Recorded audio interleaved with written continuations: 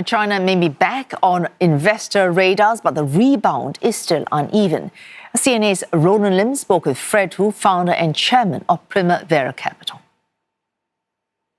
Asian economies have also proven to be quite resilient, not in part because of the various initiatives of energy transition underway. And a notable example is China itself, where China being the largest consumer of energy and the largest importer of crude oil in the world, and the biggest customer of Iran. So far, the impact has been fairly muted. That's because now more than half of the new power generation is derived from renewable sources, for the solar and the wind and the hydro and increasingly nuclear as well. So China has succeeded in building a diverse, resilient energy system. This time last year, you said that China is down but not out. Since then, investors have been steadily piling into the Chinese market and the Chinese assets again. So what's brought about this change, even with the global market swings? Well, first and foremost is China's sheer size, scale, and the opportunity set, right? So, when China emerged out of the pandemic, self-isolation, and where geopolitics still a big concern, but the markets wake up to see the opportunities in the Chinese economy.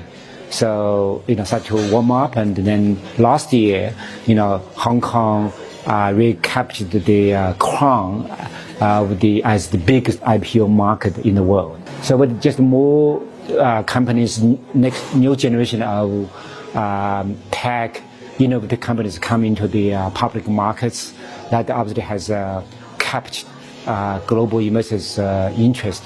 So capital start to flow back to the region. I wouldn't say it's a tidal wave, but it's now definitely a sharper reversal from the capital outflow we saw a couple of years ago. From a private equity perspective, where are the more attractive opportunities in China right now? Well, it's not just single one. I think it's a broad array of opportunities in the private equity space. From AI, we already talked about it, right? To robotics, to biotech, and even to consumer and services. I wouldn't say China is cheap, but definitely, all the entry valuation multiple is still half of the US, so that makes China very compelling. So there's a lot of interest and there's a lot of opportunities depending on your specific strategy. At the same time, Beijing is looking into restricting access and funding into its most advanced AI models to overseas parties. I mean, the Meta Manus deal was the catalyst to that. At the same time, Washington also restricting US capital into Chinese AI. Are we moving towards a two permanently separated tech capital markets, do you think?